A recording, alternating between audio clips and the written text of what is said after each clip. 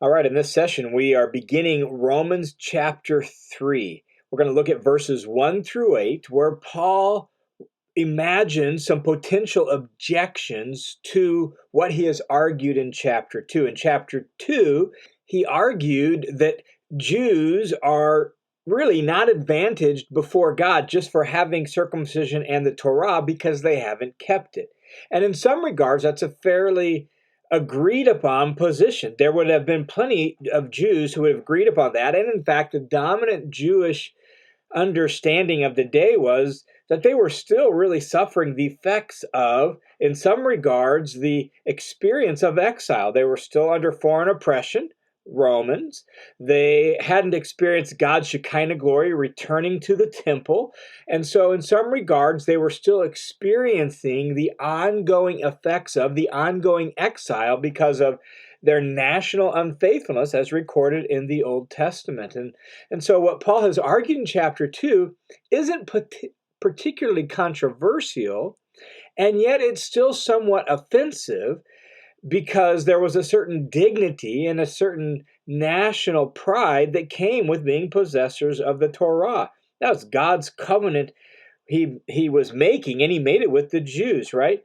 And there was a certain national and racial pride that came with circumcision. There was a certain sense of privilege and honor with being Yahweh's chosen people, right? Didn't always have to degenerate into a haughty, self-righteous pride, but it tended towards a sense of advantage with God. And so notice how chapter 3 opens. Chapter 3 opens with a question where Paul imagines really an objector raising this question in view of what he said in chapter 2. The question is, well, what's the advantage of being a Jew? What profit is circumcision? That's the question. And in presenting the gospel all around the Mediterranean world, as Paul has done, he's had enough experience in real debates with Jews to anticipate their questions and their objections. And so here in writing Romans, he knows kind of the Jewish mindset. He knows what kind of response he's going to get. So in response to Paul's arguments in chapter 2, an imaginary objector blurts out this question. What advantage then is being a Jew? What advantage is circumcision? And Paul's argument has led to this point. And so to counteract this and to demonstrate how God's righteousness is unveiled in the gospel and is available to all people, Jew and Gentile, the same way by faith in Messiah, Paul has argued a pretty self-evident truth. Being part of the Torah-possessing people by itself doesn't make you faithful to God. Just because you're part of the Jewish nation and you have the Torah, that doesn't mean you're faithful to God. And being circumcised by itself doesn't make you faithful to the covenant. In fact, what if an uncircumcised person fulfills the intent of Torah? Right? So just having the law and just having circumcision doesn't make you faithful. And in fact, the Jews had been unfaithful to the covenant, and they had suffered its curses as Deuteronomy had predicted they would. And thus they stood justly condemned.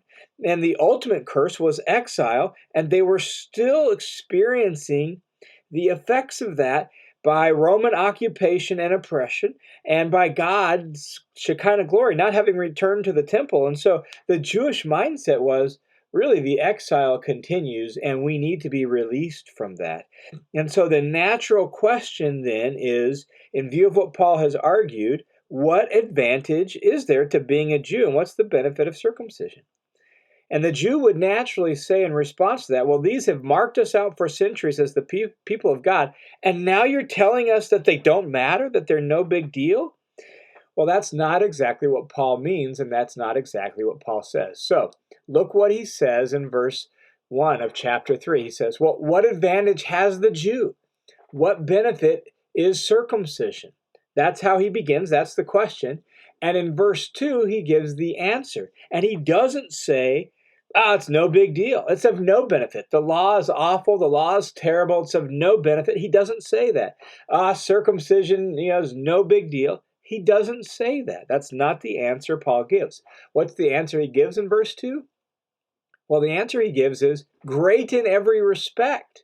So what advantage has the Jew? What's the benefit of circumcision? Great in every way, great in every respect. And the main thing he notes here, he'll give other advantages later when he takes up this issue and this question full force in chapter 9. Here, the advantage he points out is, well, first of all, they were entrusted with the very oracles of God. That phrase, oracles of God, is unique, found only here in Paul's writings, and I suspect Paul chose it specifically so as not to use the word Torah or law, which he's been using, and saying that's not enough, right? This phrase, oracles of God, refers to the Jewish scriptures as the very words of God. It was a message from God for his people, and the point seems to be that the Jews were given the sacred trust of being entrusted with God's very own message for the world, God's very own message of redemption, restoration. Knowing God's plan, knowing God's ways, they were entrusted with that. And that's a huge advantage. By way of parallel, I think, for example, of a very faithful Christian family today where their kids are raised up with a true knowledge of God and they're really taught the scriptures. There's a huge advantage to knowing that, to understanding God's plans, to understanding the way life is supposed to work, right? There's a huge advantage to that. Now, obviously that advantage can be corrupted, it can be twisted, it can be perverted in all sorts of ways, both for Christians today as well as for Jews in the first century. But just the fact that you're entrusted with God's message for the world and God's message of redemption and God's wisdom to the world. And that's a massive advantage. And so Paul says, what advantage has the Jew? Well, it's great in every respect. They were entrusted with the very words of God. Now, verse 3 picks up with the question, what then? Which seems to have the force of, what conclusion can we draw from this? What's the inference from this? And Paul goes on in verses 3 through 8 to really make a point about God's character.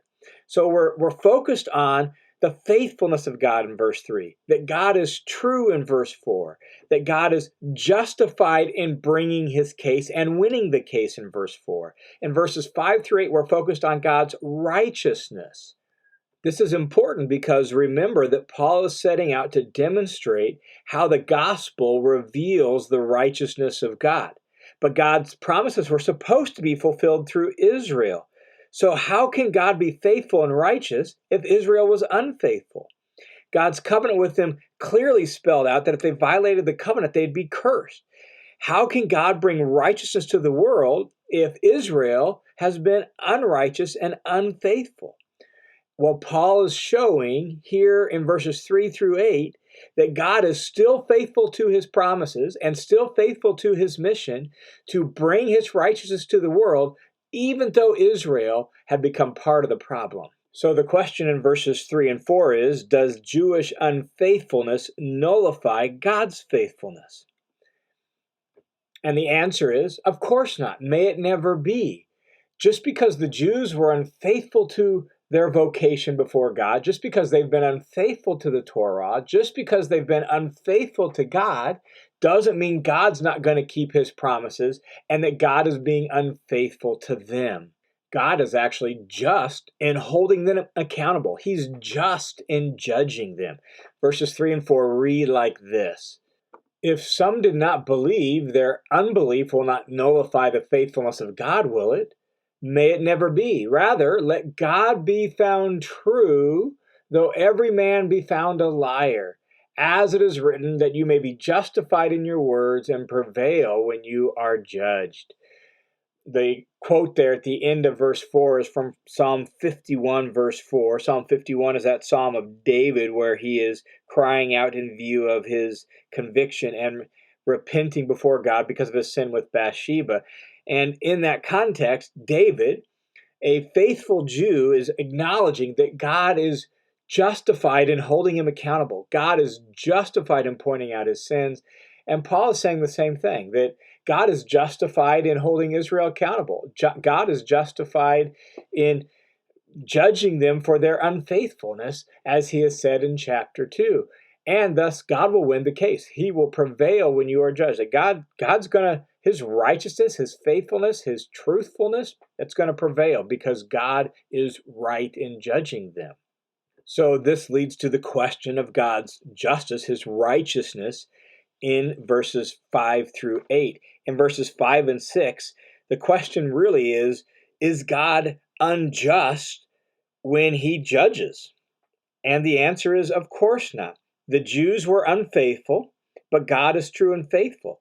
And so God's not unjust in judging them. He's actually righteous in judging them.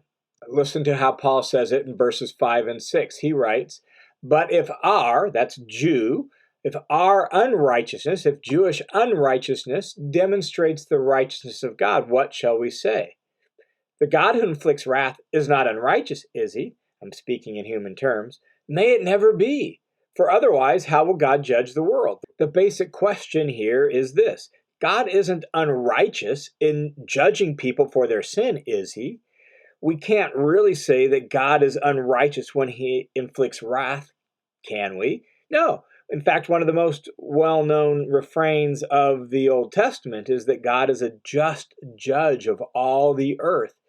And it doesn't matter whether God is judging Jew or judging Gentile. God's a just judge. So we can't accuse God of being unrighteous when he judges. Now, in verse 7, the imaginary objector blurts out, chimes back in with what appears to be a last-ditch effort to kind of exonerate himself. It's so ludicrous that Paul says, this doesn't even worthy of a response. And so remember, Paul has had enough of these kind of debates and real conversations with real Jews when he's preaching the gospel in synagogues. He knows kind of how they respond. So this is sort of his imaginary way of portraying it, but it's probably based on reality. And so verse 7, the response is this. Well, if through my lie the truth of God abounded to his glory, then why am I still being judged as a sinner? In other words, what the objector is saying in essence, since my unfaithfulness, my disobedience, right, my untruthfulness that led to God demonstrating his glory and his righteousness by holding me accountable, then hey, that's a good thing. So why am I still being judged? In verse 8, and why not say, as we are slanderously reported in some claim that we say, in other words, that parenthetical statement, Paul is saying, some actually accuse me and my missionary team of saying, hey, you might as well just do evil so that God's goodness will come, God's glory will come out of it, because then God can be merciful and forgiving and gracious, and his righteousness can be demonstrated.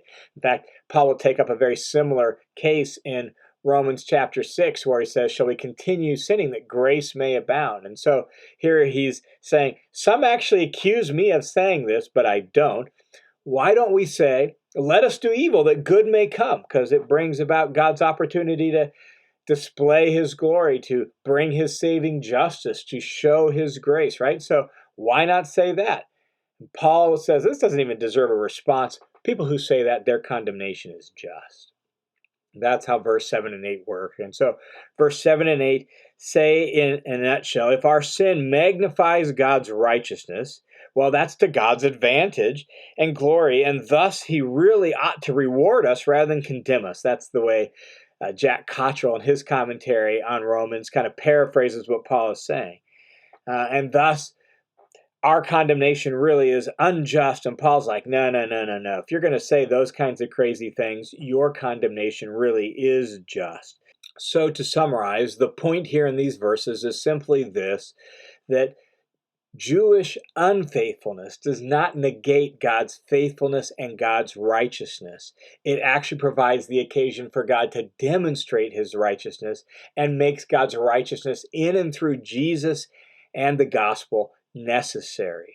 Now, Paul will take up this question of God's righteousness in view of Jewish disobedience to the gospel, Jewish unbelief in the Messiah. He'll take that up in full force in chapters 9, 10, and 11. And so he'll spend 3 whole chapters really with this question, more in full later in the book. But for now, he leaves it there and says that's enough for now. He's made his point that all people, from the out-and-out pagan, immoral person to the decent, good moral person to the Jew himself, all people are equally disadvantaged before God.